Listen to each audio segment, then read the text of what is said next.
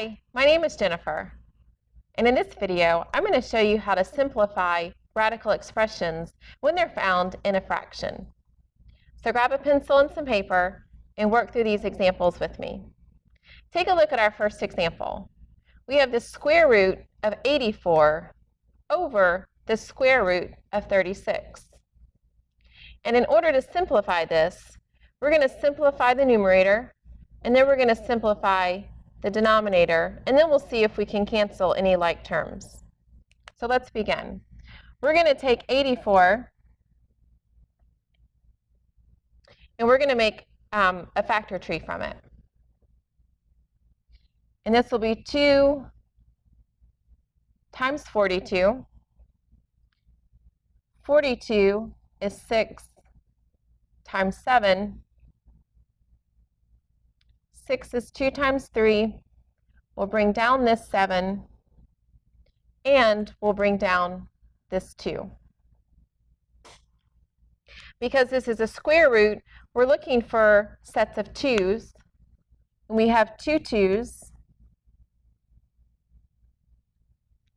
right there.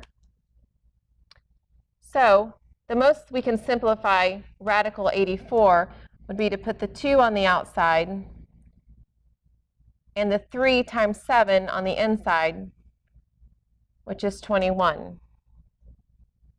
Next, let's take a look at our denominator. It is radical 36. If you don't recognize that 36 is a perfect square, you can still make it into a factor tree. It's 6 times 6, and this is 2 times 3, and 2 times 3.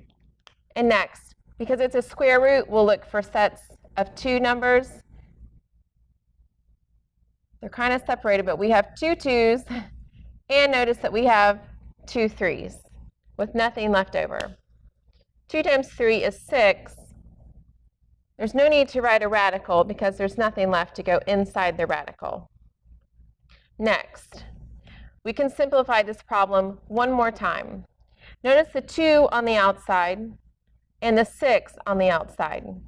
Okay? We cannot do anything with the radical 21 because it's kind of locked up inside the radical symbol. But we can simplify the 2 and the 6 by dividing both by 2. We're left with a 1 and a 3.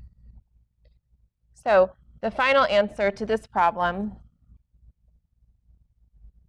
is square root of 21 over 3. And even though 21 is divisible by 3, because it's inside the radical symbol, we can't simplify it with a number that's outside the radical. So this is our final answer. Okay, let's look at this next example. We have the square root of the fraction 7 over 81. Now notice that this one has a big radical sign over top of the entire fraction. When it's written like this, the first thing you need to do is you need to see if you can simplify the fraction inside the radical. In this example, we have 7 over 81. And since 7 cannot go into 81 evenly, we cannot simplify this fraction inside the radical. So we're going to move on to our next step. Our next step would be to separate this radical into 2 smaller radicals. The radical of 71 over radical of 81. Now we can probably do this one in our head. We cannot take the square root of 7. Imagine if you did a factor tree with 7. It's just 7 times 1. So we'll keep radical 7 as part of our answer. Next, hopefully you recognize that 81 is a perfect square, so the square root of 81 is 9. And for this problem, this is our final answer. Square root of 7 over 9. Okay, let's try one more problem together.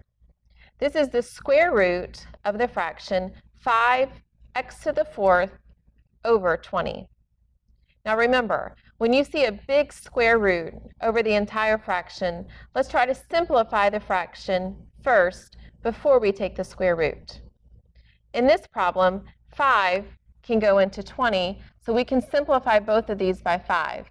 5 divided by 5 is 1, and 20 divided by 5 leaves us a 4. So now our problem looks like x to the 4th over 4. And remember, since the 5 was crossed out and it left us with a 1, we don't have to put the 1 in front of the variable. Next, now that we've simplified the inside fraction, we can break up the radical into two smaller radicals. We can say radical, the square root of x to the 4th, over the square root of 4. The square root of x to the 4th is x squared, and the square root of 4 is 2. So the final answer to this problem is x squared over 2. Now, if you have any other questions about this topic, please contact your professor or stop by the Math Tutoring Lab or watch this video again.